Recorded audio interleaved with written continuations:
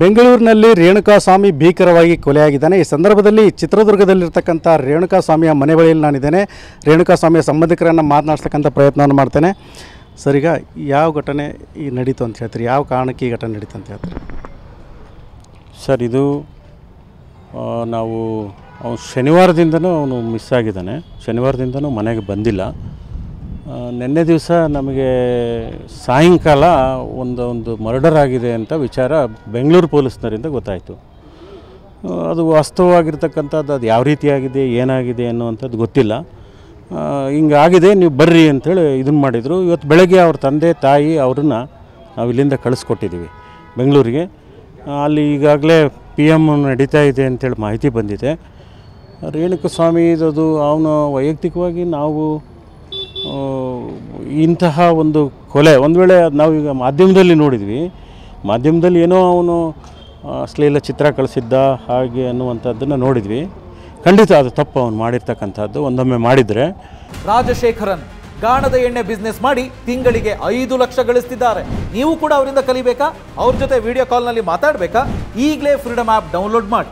ಆದರೆ ಒಂದು ಚಿತ್ರ ಕಳಿಸಿದ್ದಕ್ಕೆ ಒಂದು ಕೊಲೆ ಮಾಡ್ತಕ್ಕಂಥದ್ದು ಅದು ಅಷ್ಟೊಂದು ಸಮಂಜಸವಾಗಿರ್ತಕ್ಕಂಥದ್ದು ಅಲ್ಲ ಅನ್ನುವಂಥದ್ದು ನಮ್ಮ ಭಾವನೆ. ಯಾಕಂದರೆ ಅವರು ನಮ್ಮ ಸಮಾಜದ ಬಂಧುಗಳು, ನಮ್ಮ ಬಂಧುಗಳು ಹೌದು. ಇದು ಯಾರಿಗೂ ಆಗಬಾರ್ದು ಈ ರೀತಿ ಸಮಾಜದಲ್ಲಿ. ಇದನ್ನು ನಾವು ಖಂಡಿಸ್ತೀವಿ ಈ ರೀತಿ ಆದರೆ. ಯಾಕಂದರೆ ಅವನ ಹೆಂಡತಿ ಇವತ್ತು 1 ವರ್ಷದ, ನಾಳೆ 26ನೇ ತಾರೀಕು ಬಂತು 1 ವರ್ಷ ಆಯಿತು ಅವನು ಮದುವೆ ಆಗಿ. ಅವನ ಹೆಂಡತಿನೂ ಗರ್ಭಿಣಿ ಇದ್ದಾಳೆ. ಅವ್ರಿಗೆ ಒಬ್ಬರೇ ಮಗ. ಇಂತಹ ಸಂದರ್ಭದಲ್ಲಿ ಅದು ತುಂಬ ಬರಸಿಡಿಲು ಬಡಿದಿರ್ತಕ್ಕಂಥದ್ದು. ಇಂತಹ ಒಂದು ಸ್ಥಿತಿ ಯಾರಿಗೂ ಬರಬಾರ್ದು. ಆದ್ದರಿಂದ ಈ ಒಂದು ಘಟನೆಯನ್ನು ನಾವು ತೀವ್ರವಾಗಿರ್ತಕ್ಕಂಥ ರೀತಿಯಲ್ಲಿ ನಾವು ನಮ್ಮ ಜಿಲ್ಲಾ ಜಂಗಮ ಸಮಾಜದ ಪರವಾಗಿ ಹಾಗೂ ಸಮಾಜದ ಪರವಾಗಿ ವೈಯಕ್ತಿಕವಾಗಿ ಖಂಡಿಸ್ತಾ ಇದ್ದೀನಿ. ಈ ರೀತಿ ಯಾವಾಗಲೂ ಆಗಬಾರ್ದು. ಆ ಒಂದು ಯಾರು ಆರೋಪಿಗಳಿದ್ದಾರೆ ಆ ಆರೋಪಿಗಳಿಗೆ ಖಂಡಿತವಾಗ್ಲೂ ಶಿಕ್ಷೆ ಆಗಬೇಕು ತಕ್ಕಂಥದ್ದು. ಇಂತಹ ಘಟನೆಗಳು ಆಗಬಾರ್ದು. ಯಾಕೋ ನಮ್ಮ ರಾಜ್ಯದಲ್ಲಿ ಪದೇ ಈ ರೀತಿ ಘಟನೆಗಳು ಆಗ್ತಾ ಇದ್ದಾವೆ. ಅದು ಯಾವ ಕಾರಣಗಳು ಏನೋ ಗೊತ್ತಿಲ್ಲ. ಖಂಡಿತ ಬಹಳ ತುಂಬ ದುಃಖ ಆಗ್ತದೆ. ಇಂತಹ ಒಂದು ಸಂದರ್ಭದಲ್ಲಿ ನಾನು ಆ ಭಗವಂತನಲ್ಲಿ ಪ್ರಾರ್ಥಿಸ್ತೀನಿ. ನಾವು ಯಾಕಂದರೆ ಭಾಳ ಹತ್ತಿರದಿಂದ ನೋಡಿರ್ತಕ್ಕಂಥದ್ದು. ಅವ್ರ ತಂದೆ ಆಗಲಿ ತಾಯಿ ಆಗಲಿ ತುಂಬಾ ಆಘಾತದಲ್ಲಿದ್ದಾರೆ.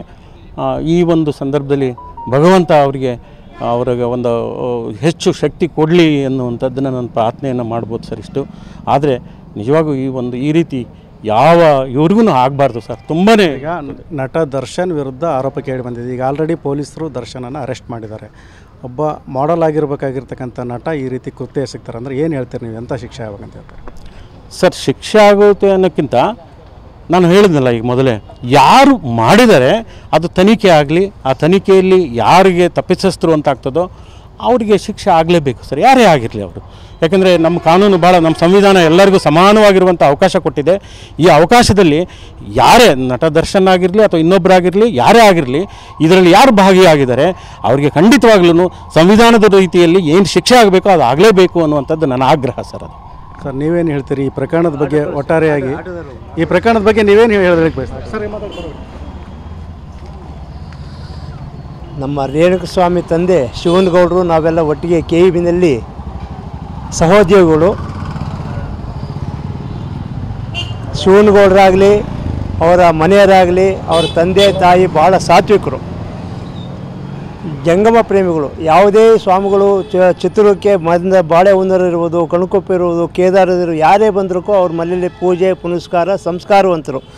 ಆದರೆ ಅವ್ರ ಮಗನಿಗೆ ಈ ನಮೂನೆ ಆಗಿದೆ ಎಂಬುದನ್ನ ನಾವು ಕೇಳಿ ಭಾಳ ಆಶ್ಚರ್ಯನೂ ಆಯಿತು. ಇದು ಖಂಡನೀಯ. ಇದಕ್ಕೆ ಯಾರೇ ಕಾರಣ ಆಗಿರ್ಬೋದು, ಉನ್ನತ ತನಿಖೆ ಆಗಬೇಕು, ಅವ್ರನ್ನ ಶಿಕ್ಷಣ ಆಗಬೇಕು ಅಂತೇಳ್ಬಿಟ್ಟು ನಾವು ಆಗ್ರಹಿಸ್ತೀವಿ. ನಟ ದರ್ಶನ್ ವಿರುದ್ಧ ಆರೋಪ ಕೇಳಿ ಬಂದಿದೆ. ಆಲ್ರೆಡಿ ಅರೆಸ್ಟ್ ಮಾಡಿದ್ದಾರೆ ಸರ್.